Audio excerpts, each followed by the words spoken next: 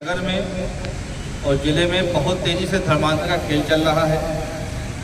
बहराइच ज़िले में जो मुख्य चर्च है CNI चर्च रायपुर राजा में, यहाँ पर भी प्रत्येक रविवार को बड़ी संख्या में हिंदुओं को बुलाया जा रहा है। जादू टोना झाड़ फूक बीमारियाँ दूर करने के नाम पर यहाँ पर धर्मांतर का खेल चल रहा है। इसके अलावा गांव-गांव नए चर्च बनाए गए हैं। बहराइच जनपद के महासी तहसील क्षेत्र के थाना हरदी पानेपुरवा गांव में एक नया चर्च संतोष जयसवाल नाम के व्यक्ति ने, जो कि अभी 8 साल पहले ईसाई मिशनरियों द्वारा ईसाईकरण करवाया गया था, जिसका उसको ईसाई बना करके वहाँ पे चर्च खुलवा करके वहाँ पे हजारों की संख्या में भीड़ इकट्ठा करके लोगों का ईसाईकरण लगातार हो रहा है। इससे अंधविश्वास भी समाज में बढ़ रहा है।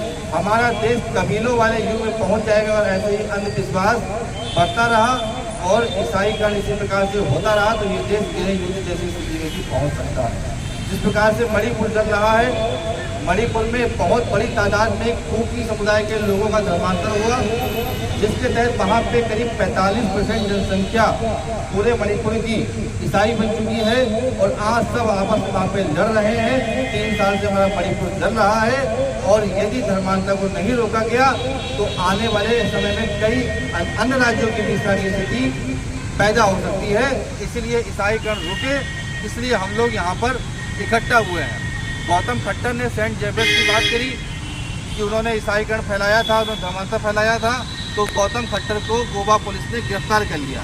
जबकि ये बिल्कुल ऐतिहासिक है कि सेंट जेवियर्स, जिसका जन्म स्पेन में हुआ, जिसकी मृत्यु चीन में हुई, जो सन 1546 में भारत में आया, उसने बड़ी संख्या में यहाँ पे मंदिरों को तुड़वाया, बड़ी संख्या में यहाँ पर हिंदुओं को ईसाई बनाया और बड़ी संख्या में यहाँ पर हिंदुओं पे अत्याचार किए ईसाई बनाने हेतु, जो कि हमारा गोवा क्षेत्र है, जो कि पुर्तगालियों के कब्जे में था, इसलिए वहाँ पे वो ऐसा कार्य कर सका। तो उसका सत्य उजागर किया, जो कि ऐतिहासिक है। इसलिए उनको जेल में डाल दिया गया गोवा पुलिस के द्वारा। इसी प्रकार से अनेक बार हमारे जो भी सनातन धर्म की आवाज़ को बुलंद करता है, चाहे वो मोनू मानेसर हो, चाहे वो मुन्ना बजरंगी हो, चाहे वो सत्य साधु हो, चाहे वो सलीम वास्तिक हो, चाहे वो निपुण शर्मा हो, चाहे वो टी राजा हो, जितने भी हमारे हिंदू नेता हिंदुओं की आवाज़ को बुलंद करते हैं, उनको किसी न किसी बहाने से जेल में डाल दिया जाता है। उन्हें आवाज़ बुलंद नहीं करने दिया जाता है।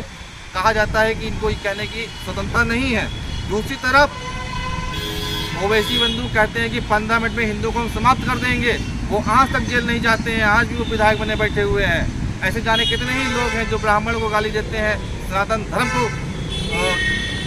कोरोना बताते हैं, डेंगू और मलेरिया बताते हैं। इस प्रकार से लोगों पे कोई कार्रवाई नहीं होती है, वे सब अपने पदों पे बने रहते हैं। केवल हिंदुओं पर ही कार्रवाई होती है। तो ये आर्टिकल 19 क्या हिंदुओं के लिए इस देश में लागू नहीं है? केवल मुसलमान और ईसाइयों के लिए ही आर्टिकल 19 लागू है। इस पर हमने कड़ी आपत्ति जताई है और ज्ञापन में प्रधानमंत्री महोदय से इस पर हस्तक्षेप करके न्याय संगत नियम लागू करने की मांग हमने की है।